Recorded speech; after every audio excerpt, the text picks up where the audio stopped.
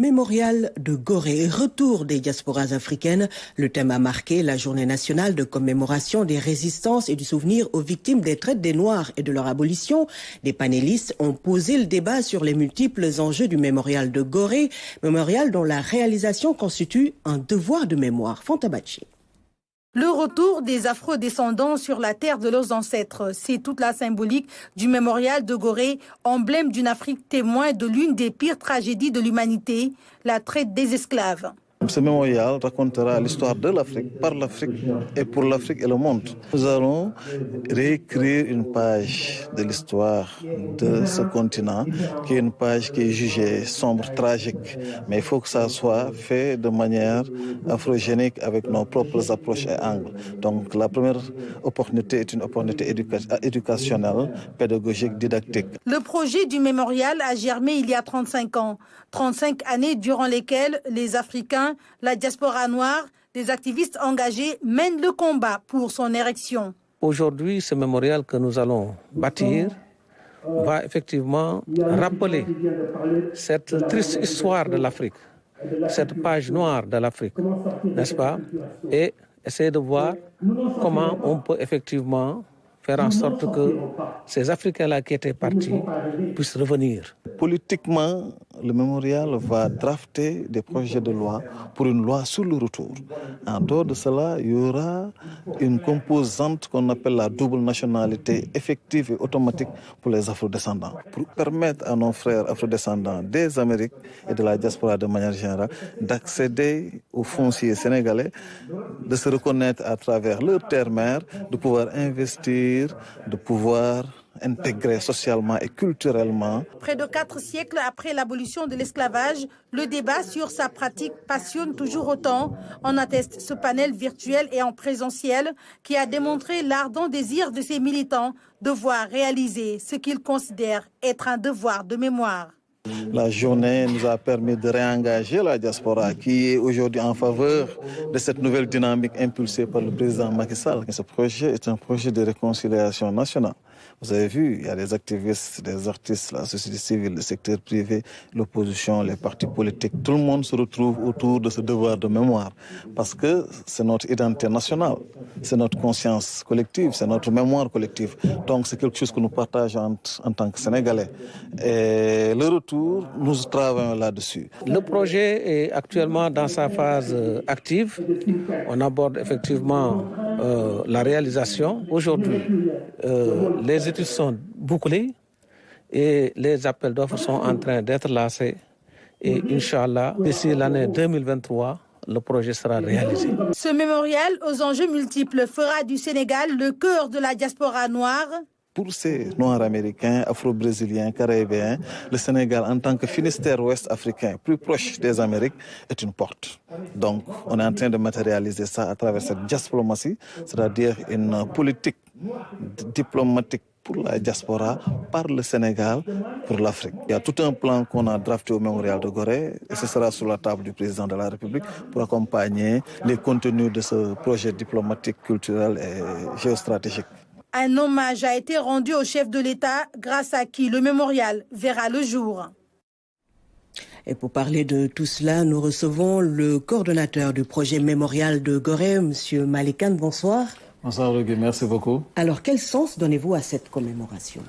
Tout d'abord, nous vous remercions pour ce partenariat avec la RTS qui joue un rôle vraiment de couverture publique pour les communautés.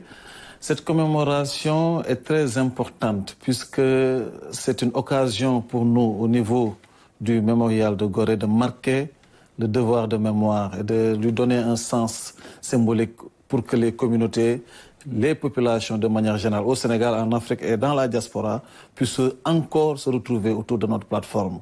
Aujourd'hui, c'est le 27 avril. Tout le monde sait que le 27 avril, c'est le 27 avril 1848, date de l'abolition de l'esclavage dans les colonies françaises, je veux dire, et que cette date au Sénégal est marquée par une loi, une résolution votée par le défunt Sénat en 2010, le 27 avril 2010, qui stipule que au Sénégal, chaque 27 avril, on doit commémorer les abolitions, on doit commémorer aussi les résistances et avoir un souvenir, un hommage à ces victimes.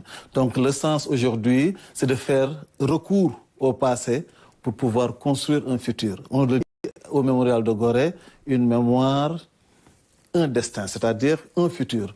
Donc c'est très important pour nous, à partir de ce recours, on va faire un retour aussi. Ce retour, c'est-à-dire comment opérer ce pont pour que le Sénégal, qui est la porte de l'Afrique, comme je l'ai dit, soit une terre d'accueil qui mènerait toutes ces diasporas afro-descendantes vers des destinations africaines. Ouest-africaines d'abord, puis africaines. Donc le Sénégal est dans une logique panafricaniste continentale grâce à cette commémoration. D'ailleurs, le Sénégal, qui est le seul pays qui a pris cette disposition légale par le défunt Sénat, nous attendons les autres pays pour que vraiment ça soit une réalité législative. Et justement, comment mobiliser les diasporas? Très bonne question. C'est le rôle de la Fondation mondiale pour le mémorial et la sauvegarde de Gorée, qui a des antennes, ce qu'on appelle en anglais des chapters, au niveau de tous les pays où les diasporas sont présentes. Je vous donne l'exemple de l'antenne américaine qui est très puissante, dont les membres aujourd'hui ont participé à ce panel de haut niveau, au niveau du Musée des civilisations noires. À part l'antenne des États-Unis, il y a l'antenne brésilienne, pour rappeler que le Brésil, c'est la deuxième nation nègre au monde derrière le Nigeria, avec 54% d'Afro-Brésiliens, soit plus de 100 millions d'âmes. Ça veut dire qu'au-delà de ces deux géants, nous avons aussi les antennes afro-latinos en Colombie, Venezuela, Uruguay, etc. Et en Europe aussi, là où il y a ces diasporas noires. Donc, comment les mobiliser? La Fondation est en train de redéployer une nouvelle campagne internationale qui va démarrer avec l'Assemblée générale des Nations unies 2021. Espérons que nous ne serons pas trop impactés par cette pandémie, mais nous allons profiter aussi de la plateforme digitale et de la technologie de manière générale, des réseaux sociaux, pour que cette réalité virtuelle soit au profit de la reconnexion et de la réintégration de ces deux parties divisés par les traites négrières. On le dit au mémorial, ces deux villages divisés par les traites négrières. Et justement, à travers toutes ces activités, vous voulez promouvoir un nouvel état d'esprit. Bien sûr. C'est un nouvel état d'esprit, c'est un nouvel élan qui a une vision aussi. On a une vision derrière toute cette affaire-là. Pourquoi nous voulons réintégrer, promouvoir le mémorial pour qu'il y ait une certaine assumation par les diasporas? C'est parce que nous jugeons nécessaire que aujourd'hui, la partie diaspora noire doit constituer, je veux dire, un levier pour la renaissance africaine. Comment? En les aidant à ce fameux retour dont nous parlons. Ce retour-là, il est matérialisé naturellement dans les gènes et l'ADN du mémorial de Gorée.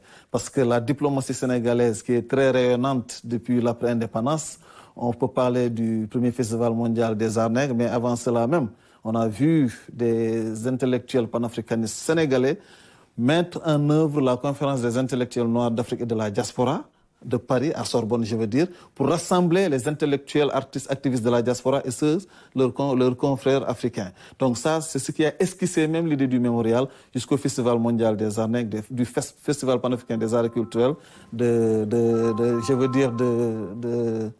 années 80.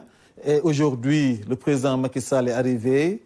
On est là, il est en train de redéployer, de donner un nouveau souffle à ce projet panafricaniste. Nous le saluons.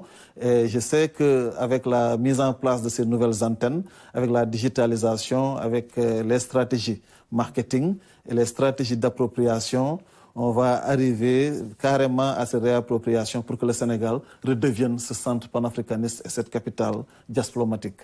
Parlons justement du mémorial de Gorée qui sera réalisé d'ici 2023. Et vous dites dans le reportage de Fanta Badji que l'édification de ce monument sera un moment pour nous de raconter l'histoire de l'Afrique au monde. C'est ça. C'est très important. Parce qu'on est dans le cadre de la falsification. On en a parlé aujourd'hui durant le panel. On sait que l'histoire de l'Afrique de manière générale a été écrite par des non-africains avec un angle et un préjugé ethnocentriste. Aujourd'hui, nous devrons déconstruire cela et puis raconter cette histoire par nous, pour nous et pour le monde, carrément. Et mais comment la réécrire et avec qui? C'est ça. Aujourd'hui, vous voyez qu'il y a l'histoire générale du Sénégal qui est un important pan, qui a déjà été esquissé et mis sur la table, même s'il y a un débat autour de certains thèmes. Mais nous, ce que nous pensons, c'est que le premier acte fort qu'on va poser au niveau du mémorial de Gorée, au-delà des contenus et du concept, on va appeler vers un colloque international l'année prochaine avec la diaspora.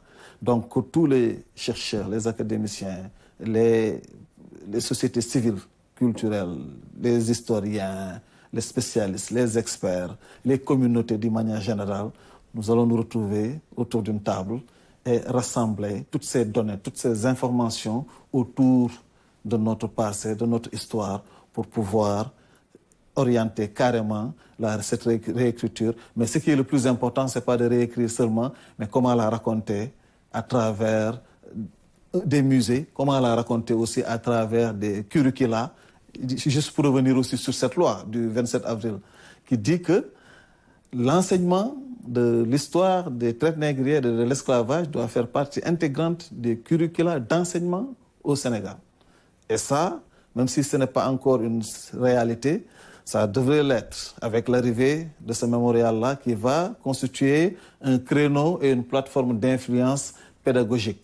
Donc au niveau du mémorial, ça va constituer un réseau think tank, c'est-à-dire un réseau qui va être un laboratoire d'idées qui émet et développe des pensées, innove, fait des recherches, publie et aide à ce que les décisions, même politiques, ou bien les décisions sur le plan éducationnel, ou bien d'enseignement de l'histoire, soient prises en charge dans le développement pour la Renaissance africaine. Et aujourd'hui, quel est le niveau d'évolution de ce mémorial, du projet?